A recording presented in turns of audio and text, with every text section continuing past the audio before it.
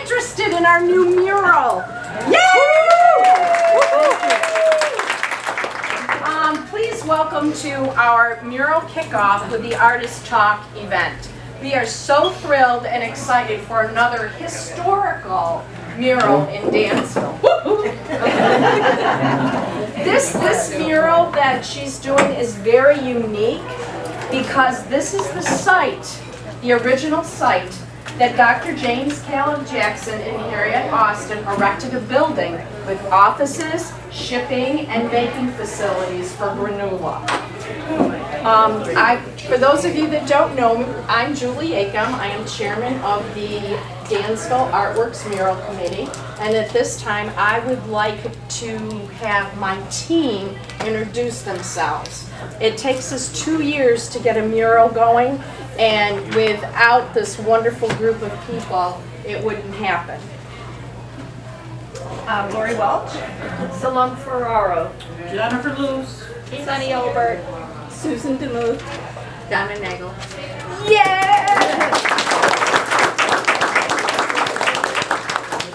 Before we get started, I'd like to point out that we have decals and magnets available for a donation to go to another future Dansville historical mural. We want to keep this rolling.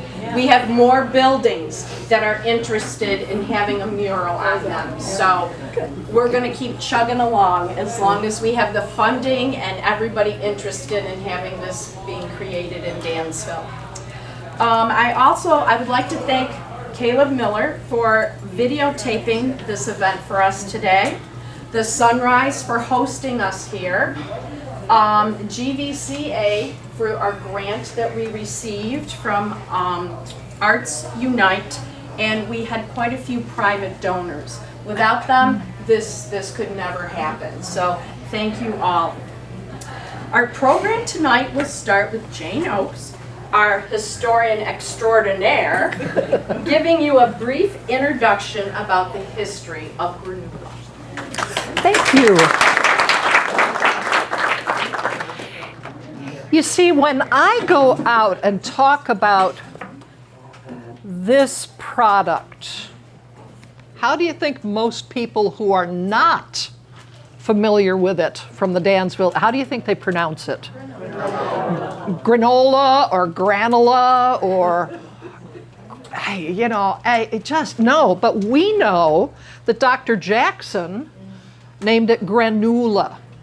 That line over the U is important. Now, Granula actually did not originate in Dansville, but its commercialized origin and naming originate here. Dr. Jackson, a water cure physician, we're all familiar with the castle on the hill, but the predecessor, our home on the hillside, most often called the Cure, was world famous. It attracted people from Europe, from the territories, from Canada, from the Caribbean, from the South America, and nearly every state in the Union. Famous people like Frederick Douglass, Susan B. Anthony, her sister Mary Anthony, Frances Willard, many very interesting, Reverend Anna Oliver, she was the first female Methodist minister, first woman to be ordained, and she came up here. Susan B. Anthony was here very frequently. And they were coming for rest, relaxation, and part of the cure was to change your diet. This was an era that was very meat heavy, very meat, potatoes, wines. Doctors used to prescribe wine to help heal you. Oh, yeah, are you having problems sleeping? Take a glass of port after supper. It'll settle your stomach, it'll put you in the mood to go to sleep. Well, no, Dr. Jackson and Dr. Harriet Newell Austin both were temperance people. So when you came up here, they were going to change your diet. They were going to take away coffee, tea, and alcohol, and smoking. Well, that's already a right step in the right direction. But one of the things that they served, which had been originated in the late 1840s at their water cure on Skaneateles Lake, called Glenhaven was something that Lucretia Jackson called rusk. And I'm going to pass around. There's the cover page for Lucretia Jackson, Mrs. Jackson's 1867 cookbook, The Health Reformer's Cookbook. And on the back, you can find, with my wobbly arrow, you can find her recipe for rusk, which if you look at it, it's the recipe for granula. But James Caleb was the most marvelous entrepreneur and promoter you ever would want to meet, close to P.T. Barnum in some ways. Breakout Creek, the spring that came out in the 1790s, no, that got renamed into the All Healing Spring. Wouldn't you want to drink out of that spring? Of course, it's all healing. So granula developed out of this rusk recipe. And this was something that he had gained from being a follower of Reverend Sylvester Graham. Graham wrote books on bread making. He said you need to use freshly ground flour. Do not sift out the bran or the germ. Take that flour right home and make it into bread. And then don't eat it until the next day. Who would do that, right? We love our slab of bread with butter and fresh out of the oven. But he said, you do that, you overeat, it sits heavy in your stomach, you get dyspepsia. No, you need to let it wait. Well, some of Graham's methods promoted not even using yeast. So the Graham cracker, which kind of forms the basis for granula, was simply like hardtack. It was water and unbolted, unsifted whole wheat flour. Now locally, Jackson was using wheat from the Genesee Valley. That was a point of pride. And they were having it ground down at Reed Shaw's mill, further down that way. And by the 1880s, by the time the original cure burns, and it burned with several thousand pounds of granula ready to ship, people who had been to the cure wanted that stuff. They were shipping it all over the place. They were shipping it all over. And it was promoted in their pamphlets that Austin, Jackson and Company, publishing company, promoted and sold throughout the United States. These pamphlets are something that Clara Barton read. When Clara was feeling ill, depressed, not feeling herself at all, had lost her sight for a while, had lost her ability to walk for a while, someone said, you ought to go to that cure up in Dansville. We went. We got fixed.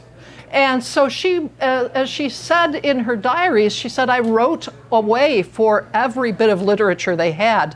And she had granula shipped to her in Massachusetts, North Grafton, Massachusetts, where she was living at the time. And she said, quickly as I could, I put away my distasteful meats and took in their place grains, milk, and fruit, unleavened bread, and granula, right in her diary. So yes, we can prove without a doubt Clara ate granula. We're going to pass that around too. There's a nice ad for granula and the quote from Clara. Eventually demand outgrew the space. And so they erected, more with the supervision of James H. Jackson, the son who survived. They had two sons, Giles and James. Giles died in the mid-1860s. James survived and eventually took over the running of the cure and the redesign that made the facility that we know of today. And James H. is the one who really kind of supervised the construction and the marketing and the business end of the factory that was on this spot. They were shipping out close to 8,000 boxes a week in the mid-1880s. My goodness. This is not small. This is not a small operation. Dr. Albert Leffingwell, who also worked up at the SAN, Dr. Albert Leffingwell, who was James Caleb Jackson's nephew, he wrote in his diary when he was studying over in London that he had received a shipment of granula from Dr. Harriet Newell Austin, and it was to be sent to someone in London who had been to the cure and wanted that granula. So Ellen G. White, who was the founder of the Seventh-day Adventist Church, she and her husband came here, ate granula, thought it was a great idea. She hightailed back to Battle Creek, Michigan, talked to one of her parishioners, John Harvey Kellogg, and said, "Hey, look at this stuff. You ought to start making it." And he tried manufacturing granula, in fact, used the same name. And if there wasn't a lawsuit, there's a little bit of wobbliness on that. At least there had to have been some acrimonious letters. And so he renamed his product Granola. There was another gentleman there who took the recipe and kind of tweaked it. That was C.W. Post. And even today, one of the most pure breakfast cereals with the least amount of ingredients that are eventually going to harm you is Post Grape Nuts. So if you want to experience granula, eat Post Grape Nuts, because it's very much the same thing. So Dansville needs to be very proud of its marketing and promotion and continued use of the first ready-to-eat breakfast cereal in the United States. Thank you.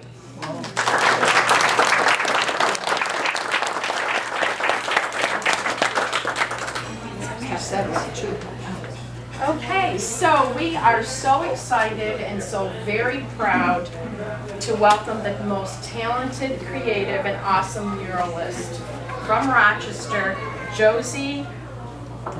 Opolentisima.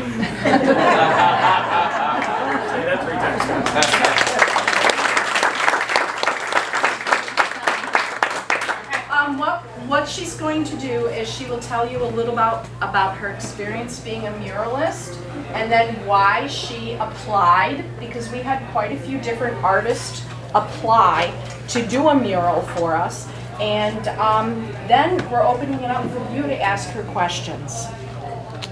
So yes, my name is Josi Opolentisima. I got that name because I married a Filipino.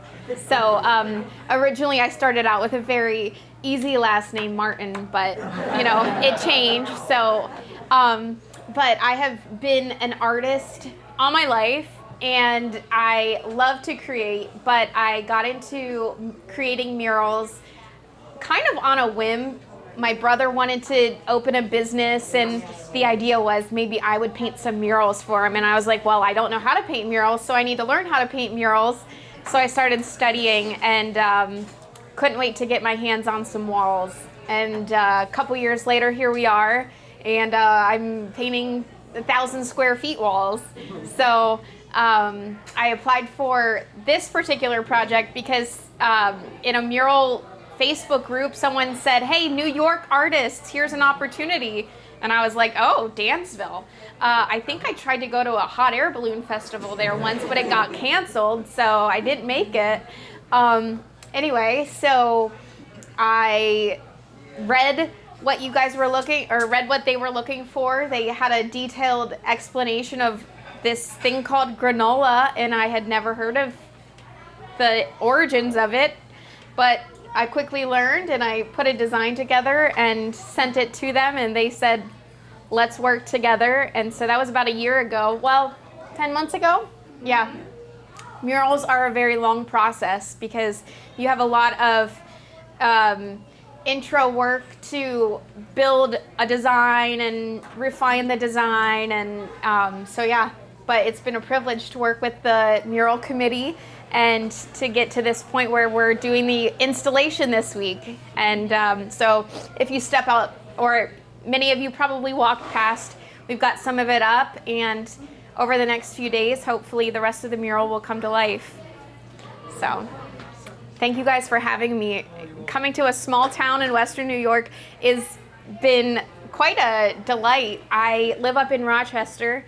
I've lived there for 6 years, and it's different to live in a bigger city, and it's fun to visit a smaller town and get to enjoy the hospitality of small town New York.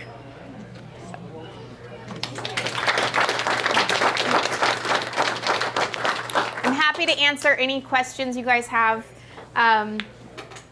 So if anyone has questions, the mural process, go ahead. Don't you have a unique way of doing the mural? I think I read something or heard something about how you do it versus somebody else.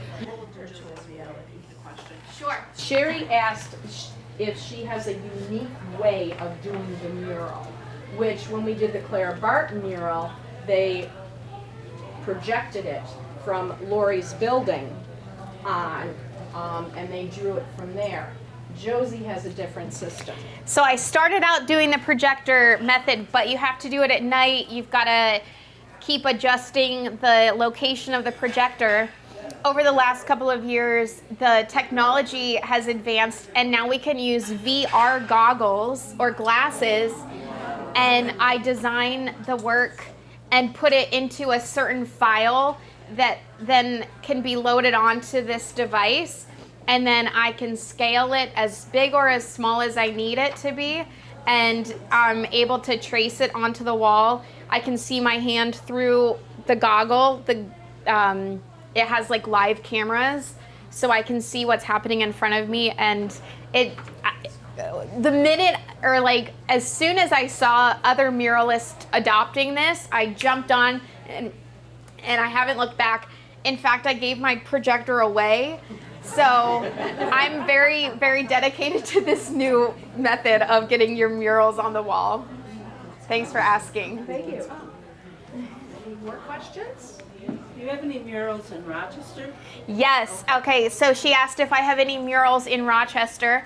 I have a few murals in Rochester. Some of them are interior with businesses, at local nonprofits, but I have one in the Beechwood neighborhood on the edge of a cafe called New City Cafe. It's not far from the public market, so if you ever go up and visit the public market, it's close to there. And I have a second mural in the North Winton Village neighborhood, which is in the southeast area of the city. And that one is off of Merchants Road. I'd be happy to leave any addresses if you guys are interested in visiting them. I like to do placemaking murals and murals that evoke a sense of belonging in your community.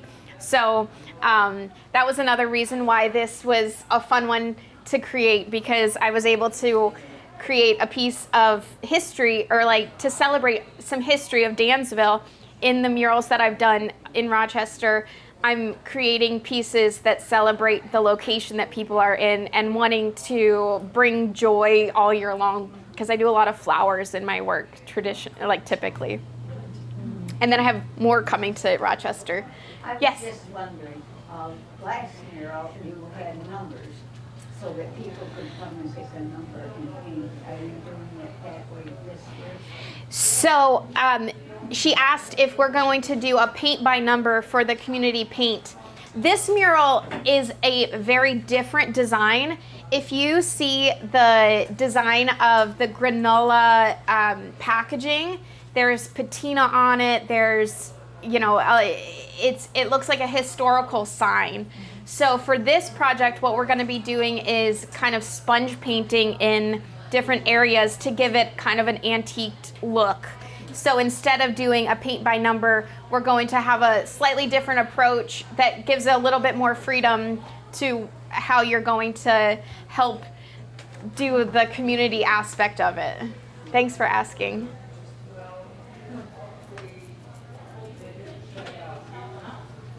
Questions? How many people do you usually have helping you out with the painting?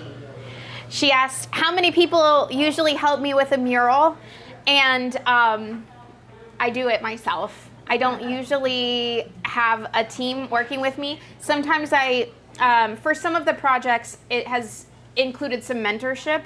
So I've had some youth from the community help with a portion of it. But typically I'm designing, getting it up on the wall, and doing the painting solo.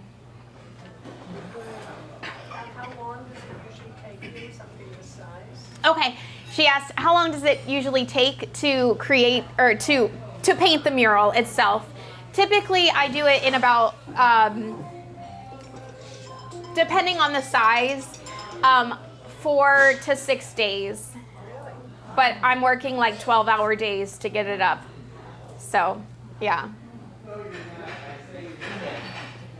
Given upstate New York and its weather, how does that influence what materials you use at different techniques Great. to stand the temperature?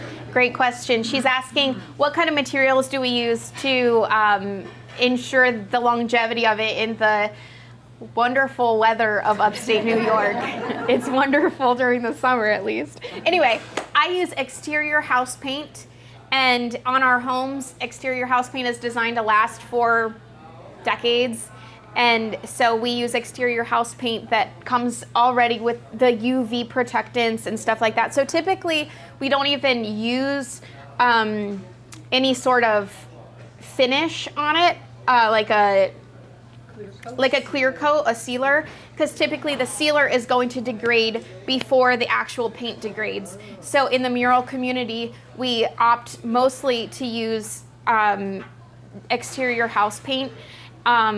The only caveat is if people particularly ask for a like a graffiti guard, but still there's a chance that that protectant will degrade before the mural actually degrades. So anyway, we just use exterior house paint. Thanks for asking. How long does it take it to dry? I'm just thinking they're projecting some rain on Saturday, so. Oh, how long does it take it to dry? Typically, I mean, I will work on one layer and come back an hour later and work on another layer. So typically I try to give about an hour between layers. Like if you're painting your house, you'll give it some time between coats. Same thing here. Yes? And you're guaranteed to come back in 20 years to refresh. You know, I'd love to. She asked if I can come back in 20 years to refresh it. Well, yeah, I guess time will tell what I'm doing in 20 years, but it would be pretty cool if I'm still painting murals. If you've done, besides the Rochester area, are there any other areas in New York where you've done murals? She asked if I've done murals in any other areas aside from Rochester. The answer to that is no. I started painting murals in 2022 and 2023. So it's been quite recent that I've started that. I have young children, so it's a season of life where it's been like lots of demands with my children. So I step away to paint the mural and do it as fast as I can so that I can get home to resume my motherhood duties.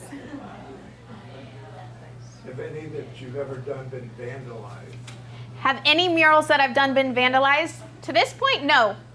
I think people... okay, if you're familiar with the Beechwood neighborhood up in Rochester, it's one of the more socioeconomically underserved neighborhoods. So if there was to be a mural that got vandalized, it would be that one. And that one's been there for now like 3 years. So thankfully, so far, no.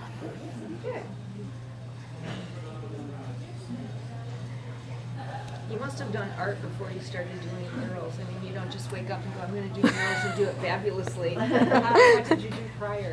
What did I do prior to painting murals? So, going back, I was raised in a home where we had access to art supplies.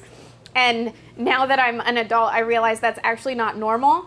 But my mom tinkered, and she would just kind of ebb and flow from one kind of design to another kind of. So it started with sewing. My first memories of creating were playing with my mom's sewing machine until I jammed it, and then I'd be like, okay, I'm done for today. And I was probably like 4 years old at that point. But then I I did a little bit of art, but I've never been trained as an artist. I took a couple classes like in high school or whatever. But in my early 20s, I moved to northern China, and I lived there as a teacher at a university for a couple years. And while I was there, I really just fell in love with just trying to create. Okay, wait, I do have one thing before that. I loved to go on Pinterest. Pinterest was new at the time, and I would create little pieces for my little apartment that was like 100 square feet. And I would have visitors over, and they'd be like, wow, you love to create. And I would just couldn't stop. And then I moved back to the States and started a business doing hand lettering.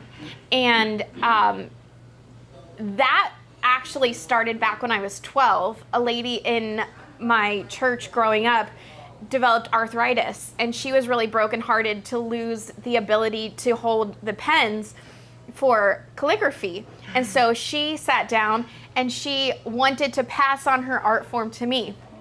I have 3 sisters. I guess they were there at the training too, but I was the one who took the supplies, and I still have them to this day, like, I don't know, 30 years later. I don't know. I can't do math right now, 25 years later. And so I picked up those hand lettering tools and took them to China one year. And so I was trying to learn how to do calligraphy again. And I think a lot of that was so my love of creating big letters, I think, started way back then when I was handed this art form from this lady who developed, she couldn't use her hands. So she said, time to pass it on to you. So I hope I'm I hope I'm making her proud. Do you network or collaborate with any other muralists? Do I network and collab with other muralists? Right now, I have relationships with other muralists in the city. We or actually across the country, we cheer each other on. But at this point, I haven't worked on a project with another muralist, other than some just like local community projects. So, but we bounce ideas off of each other. There's a very it's a very supportive network of artists, because we're always like, it's like community over competition. We just really want to like see each other thrive, and we're like, there are walls, there are lots of walls, we don't have to fight over the walls. So yeah. The preparation of the wall, has that all been done by this time, and what was that exactly? Great question. Preparation of the wall. So the wonderful mural committee prepared the wall for me. So I showed up, man, I felt like a princess. I didn't have to do that part. Typically walls, there are different ways. Sometimes building owners will make sure that the wall is prepared in a way that is what they want based on the type of substrate, whether it's brick, concrete, whatever.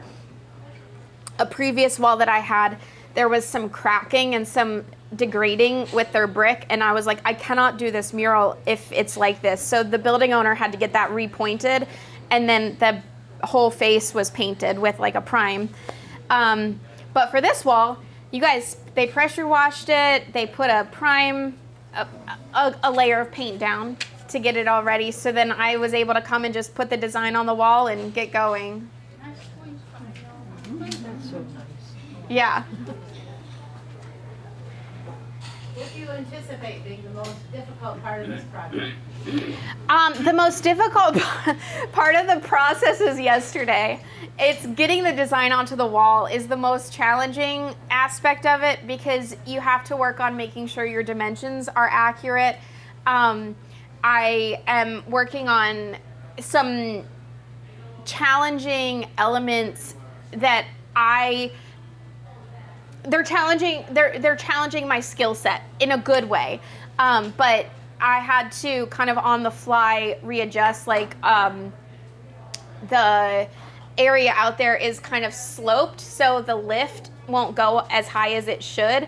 So I'm having to be creative in how to reach areas of the wall and get the design onto the wall with limited reachability. So that was a little bit of a, okay, what are we gonna do? Figure out a bold moment. What are you outlining it in?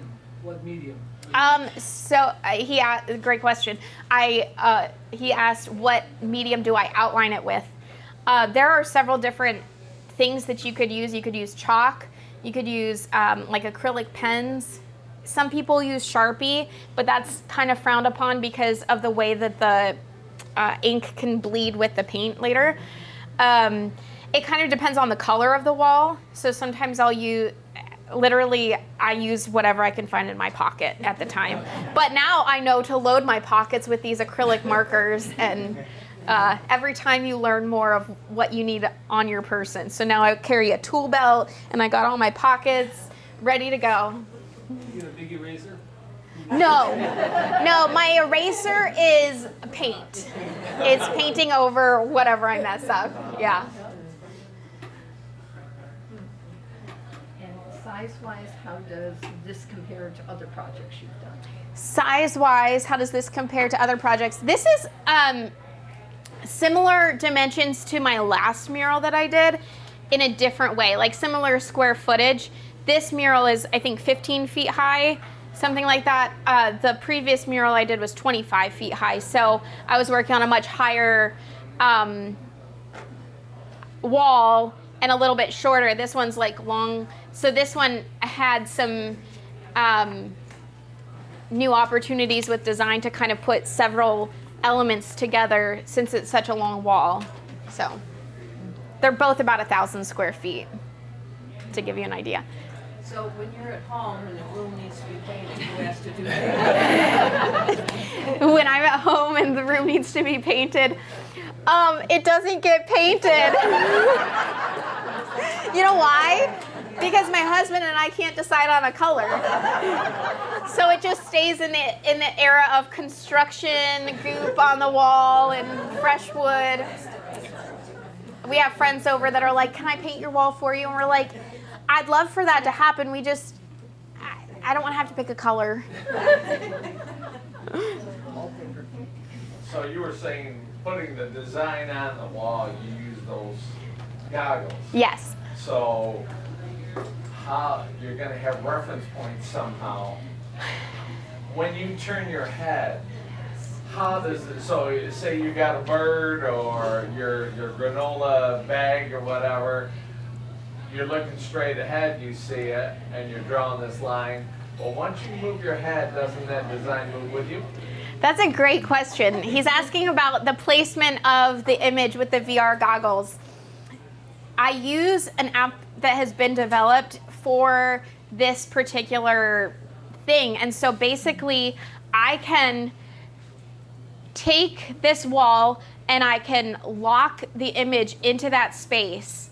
And so I'm moving, the wall is 60 feet long, and I can move from one end of the wall to the other, going up and down on the lift, and it's staying in the same place, mostly. There's a little bit of deviation, and so what I do is I put like points of tape on the wall as a reference point. Like yesterday, some of my reference got a little bit off center, so we painted over that drawing, and I'm gonna redo that tomorrow and move it over a little bit. So sometimes there's error, but generally speaking, like I was like, oh, I have to charge my device and I'm gonna come back and have to redo, like reposition all of it. No, I restarted it and it said, resume at previous location. And I was like, yes. And so it was still there. And I was like, oh, yay. So it stays right there. So you have to have the dimensions No. pretty accurate when you set the thing up though? Okay, when you're making your design, you have to have the dimensions pretty accurate.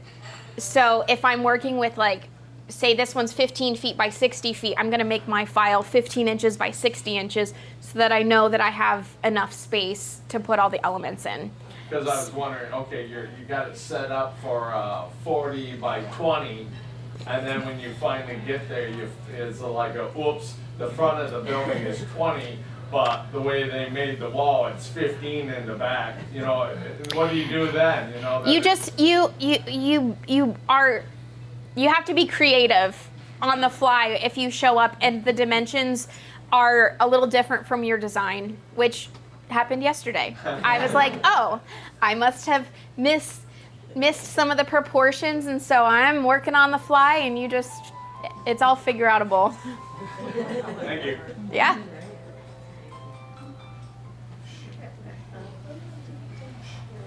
I just saw in the Cornell Spectator today, there was just one finished in Wayland. I was curious if anybody didn't know anything about it.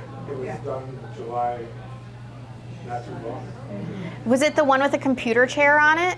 Yeah. I literally just passed it yesterday. I was like, oh, there's a mural. I should look at that more closely. They call that the president's chair because it was made in gun lives. Okay. I knew that there must be some history there. I didn't know anything about it, so I saw the picture. I'm going up to look at it Yeah. tomorrow. Just for recording purposes, this gentleman's mentioning that there was a mural up the road in Wayland installed just recently, and so there's some interest in checking that out. Okay. So I have a question. Yes. So you come up with the design and then you hand sketch it, and then do you take that and fold it into like a Mural draw or something in order to scale it to the size that you need to do, or? Great question. He asked if I hand draw my designs and how do I get it into the program. So I sometimes will hand draw them. Sometimes I will use digital software to kind of build the design and develop it. Like for this design, I'm using some of these elements directly from the packaging, and so transposing them to be able to create it, I had to take this picture and digitally edit it so that I can get it into a way that I can put it on the wall. And then I create files that are transparent on the background so that I can see it as I'm drawing it out on the wall. And then I just upload it into this software that allows me to, it's like we're living in some other universe. I don't know.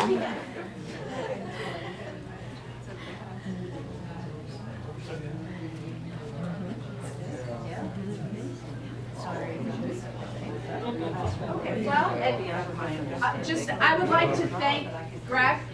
I would like to thank Greg and Spiro for hosting us here. This is their building. Thank you.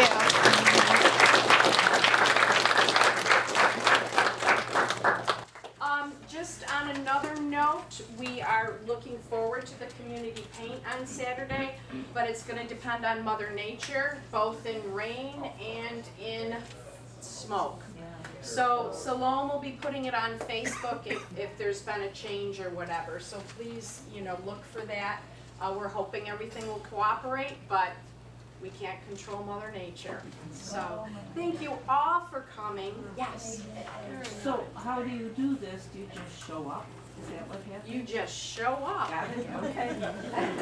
Can I show up with my cane? You can show up with your cane and your sandals and whatever you'd like. And your painting clothes. And your painting Got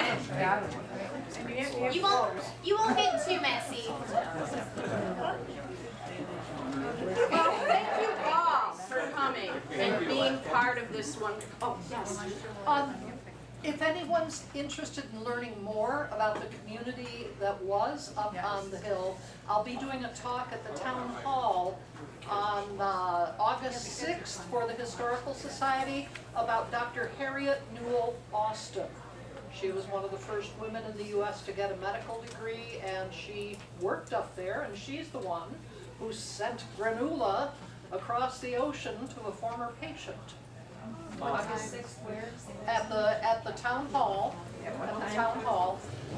It should be up on the Dansville history page or the Dansville Historical Society's page. So watch for that. I think it's at 6:30. And if you would please, on the tables, there are surveys about the artist talk. If you would please take a moment to fill them out, because part of our 20-page grant is getting data back about how the community feels about what we're doing. Also, we have our dedication August 8th. It's second Saturday at 10:30. They're also going to unveil, the Dansville Historical Society is going to do the unveiling of the historical marker. So that's really special too, that these two things are coming together. So everybody is invited to come to that also. There were also donation slips on the table. Oh, yes, there's donation papers on the table, and these you can take with you, just as a reminder of what's happening with our mural. Thank you so much for coming, everyone. Thank you.